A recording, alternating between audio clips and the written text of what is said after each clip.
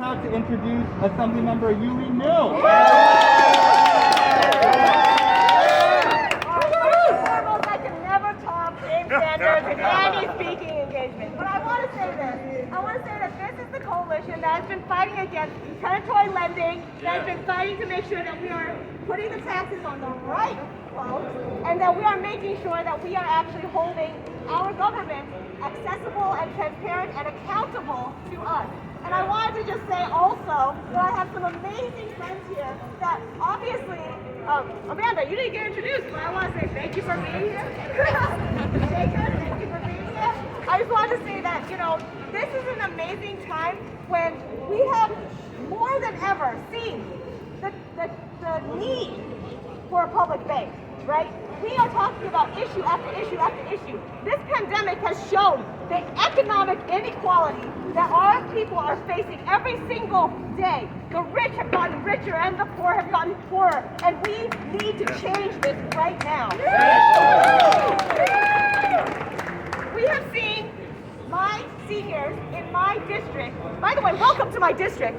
I don't know if you noticed, but right now we are standing on Wall Street, but just up the block, we have Smith houses, we have public housing, we have Chinatown. And I want to tell you that right now, even robocalls alone, these predatory phone calls to some of our seniors are making it so that they are losing millions of dollars.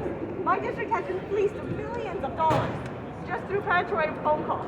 And I just want to tell you also that, we have seen this predatory behavior when the banks were doling out the PPPs, right? It was like completely inequitable. They were giving it out to their own VIP clients rather than the small businesses in our communities. Our small businesses were needing these PPPs. Our small businesses were needing this help more than ever. That's right. Some of our communities lost so much business.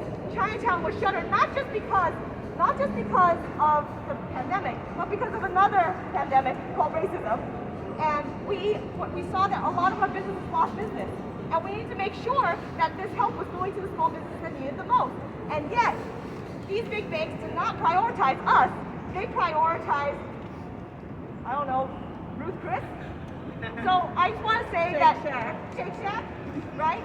But I want to say that, this is when we need a public bank. We have seen it time after time after time. A public bank would have made a different choice. A public bank would have made sure that those federal dollars went to our small businesses. A public bank would have made sure that the investments were in our communities.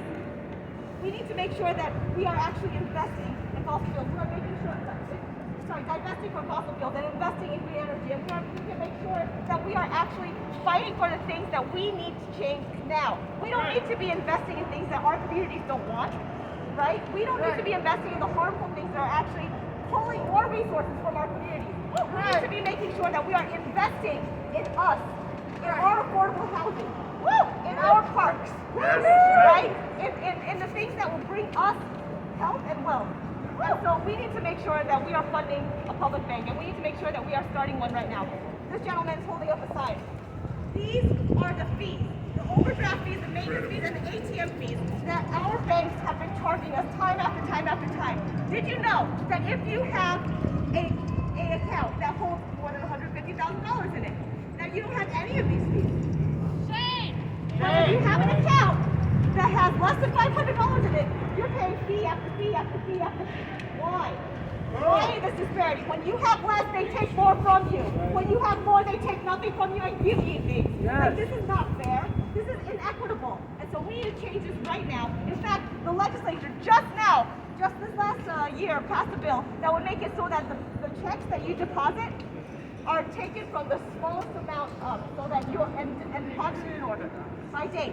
Instead of taking the largest amount and then making it so that you're paying fee after fee after fee. So we can change these inequitable systems. We need to make sure that we have a public bank to show them how this works. Thank you so much for everything.